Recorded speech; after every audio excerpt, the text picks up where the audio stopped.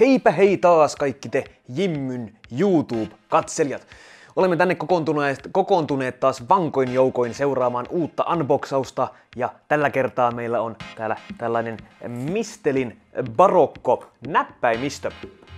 Ja mikä nyt ensi alkuun tässä heti pistää silmään on tämä näppäimistölaatikon koko, mikä ei selvästikään nyt ihan ehkä ole semmoinen standardinäppäimistön kokoinen laatikko. Kurkataan tänne laatikkoon sisällä ja katsotaan mikä ihme täällä mahtaa olla. Sisältä löytyy laatikkoja. Täältä otetaan ensin tämä kevyempi laatikko, missä oletettavasti ei ole näppäimistöä. Sieltä löydämme user manualin, jossa on sitten ohjeistus tämän näppäimistön käyttämiseen, kuten paina nappeja ja muita ehkä hieman teknisempiä asioita.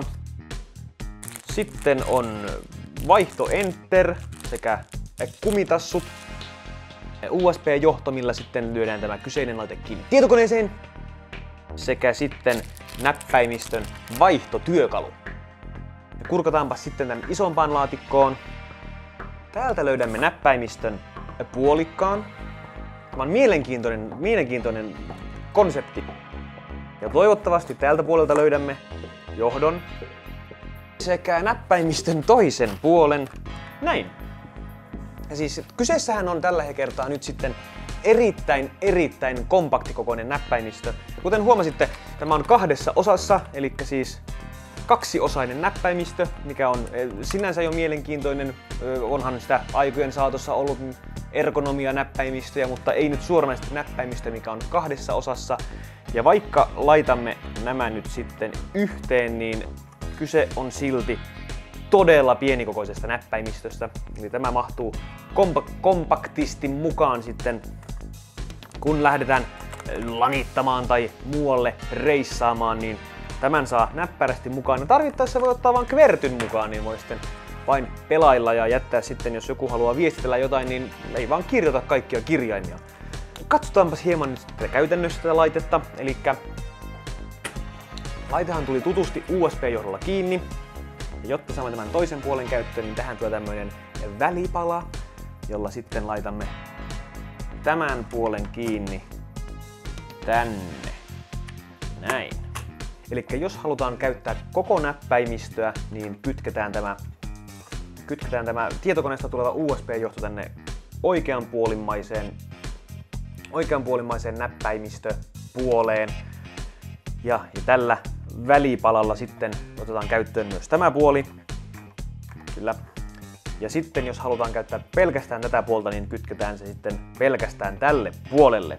Täältä takaa löytyy myös yksi ylimääräinen USB-paikkaportti, tökkäyssysteemi, johon voi sitten laittaa erillisen numpadin kiinni, jos tällaista nyt sitten kaipaa.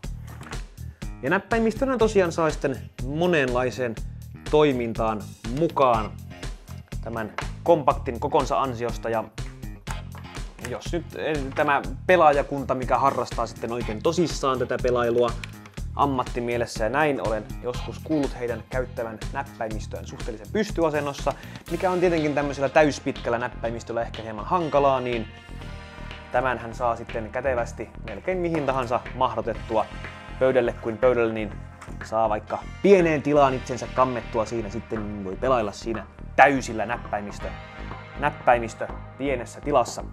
Jos nyt vielä tästä ulkonäöstä hieman puhutaan, niin puhutaankin ulkonäöstä. Eli tältä alareunasta löytyy 3 eri väristä valoa, missä on sitten 3 eri tason ohjelmointia tai 3 eri ohjelmointitasoa, mihin voi sitten tallettaa omia asetuksiaan. Muuten tässä ei suuremmin ole sen kummempia krumeluureja. Yläreunassa lukee Mistel. Pohjasta löytyy suhteellisen paljon sitten näitä nostolärpäkkeitä, että on molemmille puolille omansa. Noin. Sitten on kytkemisohje siellä takana myös.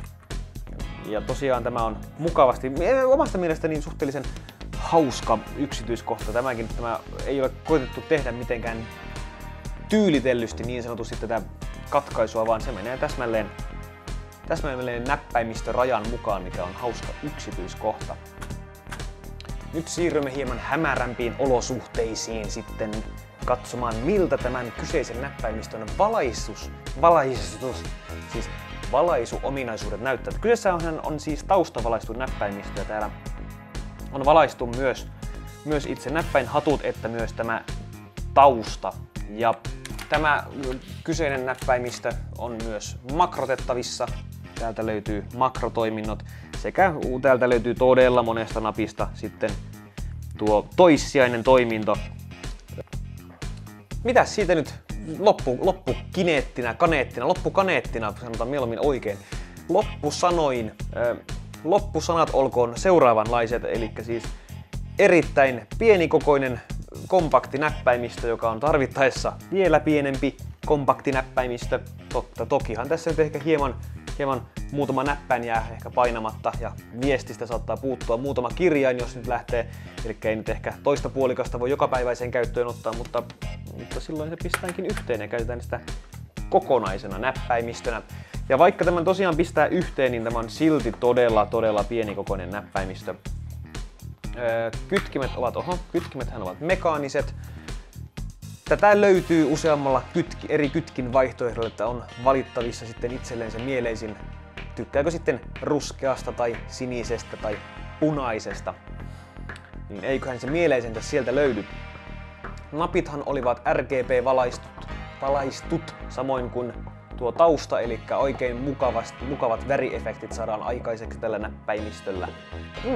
Semmonen vekotin tällä kertaa. Me palaamme taas ensi kerralla jonkun muun tuotteen parissa, joten ensi kertaan. Morjens!